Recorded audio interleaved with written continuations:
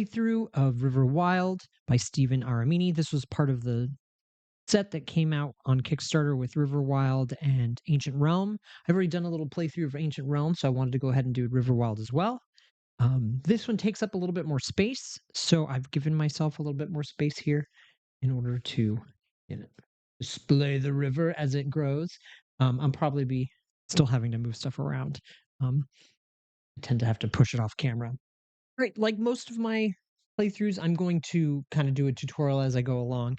For the most part, this one's pretty simple as it is. It's just kind of some river rules that I'll need to kind of explain as we go along, but it's easier to see when I have those cards out and play.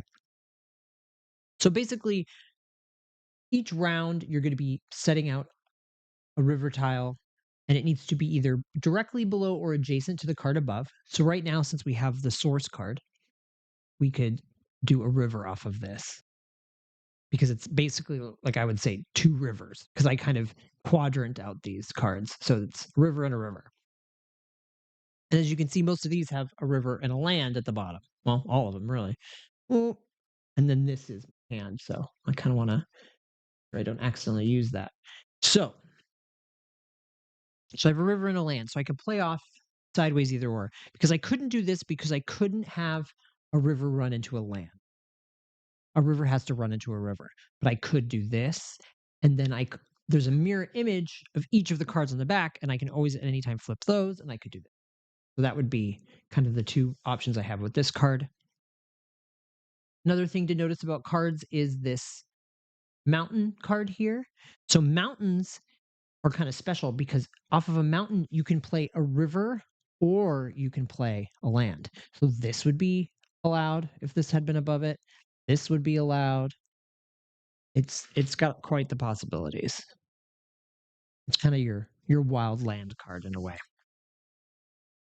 And then the whole point of making these little lands is having little sets of creatures that meet these goals that appear on the cards. So I'd want a complete land with this one with 3 jackalopes. And then with, say, this one, it would be with at least 1 dragon and at least 1 unicorn. And so you could always have more and you could always have less. So if I had 1 unicorn, I would get the points. If I had 2 unicorns, I could then get it again. So if I have multiple unicorns, I could meet this goal multiple times. So if I have 2 unicorns, I can meet this goal 2 times. If I have 3 unicorns, I can meet this goal 3 times. It just depends on how many animals you have. But in order for that to be complete, the land has to be complete. It needs to be a complete, solid land mass. Nothing here really can show that off yet. But as I go, you'll kind of see. But yeah, so I'm going to start with, I think, this frog guy. I'm going to give up the jackalope goal because then I'll never be able to complete this because I can't build off to the side. It has to be below something. Then I'll put out the next card. I'm gonna do, let's do this here. And then now we have a new thing I can talk about too. This rune. So a rune is basically kind of a wild for your animals. So any completed protected land to the left or right of the rune, that rune can be one item, one animal of your choice. So say I wanted to meet this dragon goal, but I didn't have any dragons. I could use this rune to meet that goal. So I'm going to go ahead and do that here. And so now we have a start of a little protected land, and then there's a little land bridge right here, so it does keep going. And then here I could do a river or a land off there. So that's kind of cool. Put out the next cards. So now this one has a double river on top.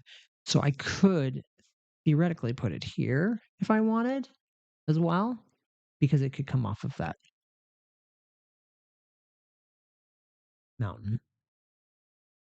Could do it here like this. This is okay because it's still meeting up with the river and continuing. I have a lot of options. Also, a thing to note, if at any time, say I had some sort of situation like, say, this would not be a completed land. This gap here causes this land to not be a protected land. It would just be a regular land. I could keep going.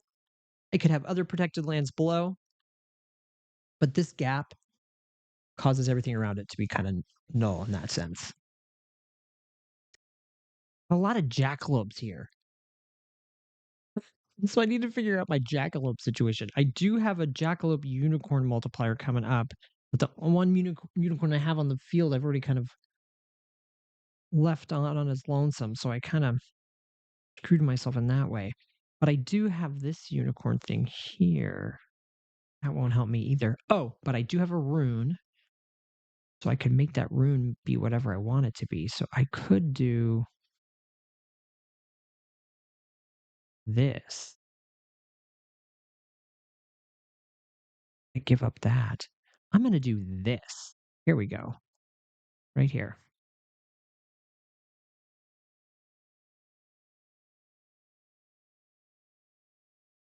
All right, we'll move it down. Go ahead and do this guy here. Now we can just hope for a unicorn.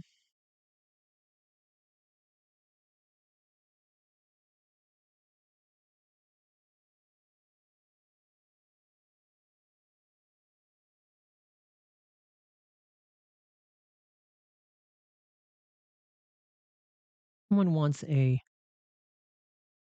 unicorn and a dragon. I have those two that I'm going to use as a unicorn and a dragon. So I could go ahead and do this. Finish that guy off. There's my first protected land. And as I go, I want to be aware of my largest protected land. The largest protected land, you get the goal score of the smaller of the two numbers. But if I have two protected lands that are both my largest, I get to pick between the two. So I might have one large land that has good stuff, one large land that has crap. So I could kind of play with it there. So that's something to keep in mind. So right now, my largest land is 4. All right. I think I'm going to do this here.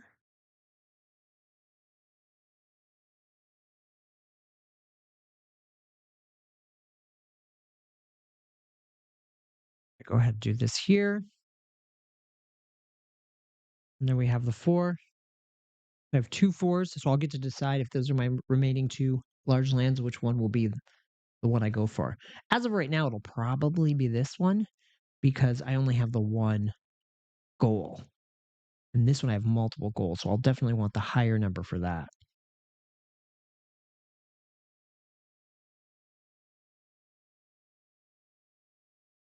All right, we got another rune. A unicorn coming up. Yes. It's too bad that wasn't completed, but this does not count as a completed land because it's empty here. It has to be completely surrounded like these guys. All right. Lots of double water.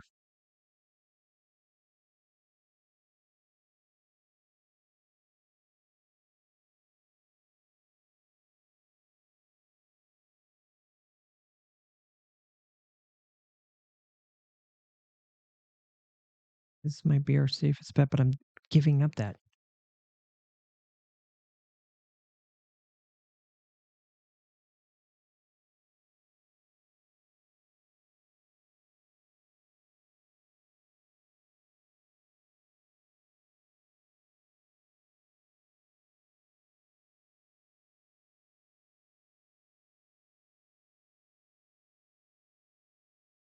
Do this.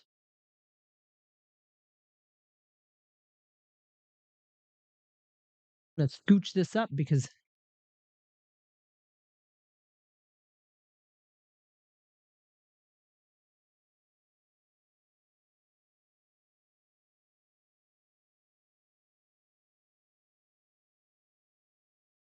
been doing them pretty wide. So maybe long is the route I need to be taking.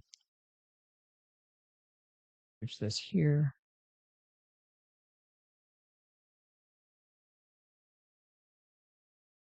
I'm going to do this.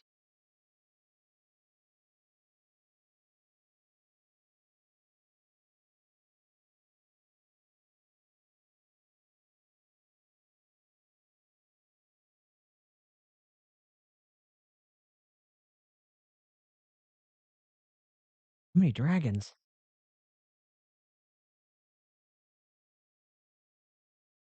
Not there.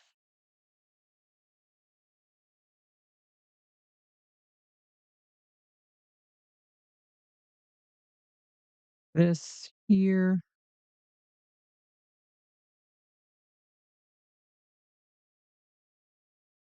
And that does count as an end for this. Even if I continue islands from it, it's still it counts as a barrier between the two islands. All right, I'm down to my last 3 cards.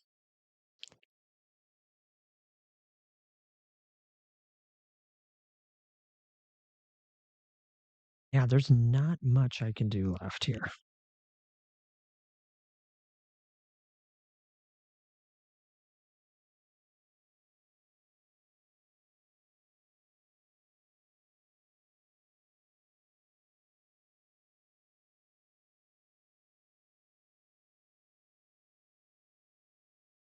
This.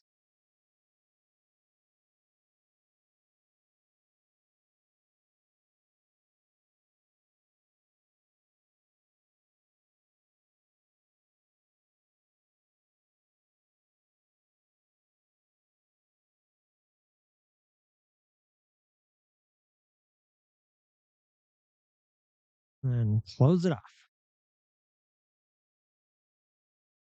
But even though these are right next to each other, they will count as 2 different lands. All right, so now I just need to do my totals. So first off, I'm going to go up and count up my lands first. So that's 2, 4, 6, 8, 10, 12. So I get 12 points for my lands. And then as far as my largest land, protected land goes, I have 4 that take up 4 cards. So they all are my largest protected land. So I get to pick from them the one I want to go ahead and use as my largest. Since these 3 are going to get the same amount of points, I'm going to go ahead and just say this is my largest land. So I will only be able to score the lower of the 2-point score totals. So let's go through the lands. I didn't get anything for these 2. This one I'm going to get 2 points because it's my largest protected land because I have a jackalope and a dragon. That's 2 points. Then moving upwards, we have this one. Any 5, I only have 2. And even with the rune, that would only make 3. But I do have a frog, and then I can say this rune is a unicorn, so I get the 4 points for that. And then moving upward would be this guy. Same deal. Unicorn, and a jackalope, though. So that's unicorn jackalope. So I get the 4 points for that. And then this one, I think I have the most going on for me. So frog doesn't really give me anything, but I have all these points for dragons and unicorns for these 3. And I have 2 runes adjacent to this land. So I can make 1 rune be for my unicorn and 1 for my dragon. So that means I get 2 for that dragon, 2 for that unicorn, and then 4 for having a dragon and unicorn. So that's 8. So altogether, that gives me a total of 30, which is actually the best I've ever done. I've 1 point. I finally made it into the decent domicile range because I always kept getting 29. So maybe longer is better. I have a tendency to go wide. I don't like to cut myself short by doing directly below, but I think sometimes that might be the way to go. Maybe a longer river can make you more islands.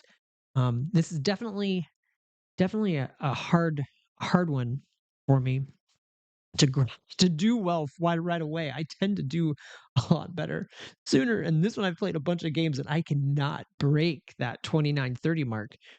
Well, now I broke the 30 mark, so at least now I have the 35 goal next. But yeah, this is River Wild. Like and subscribe and all that fun stuff, and keep it spoopy.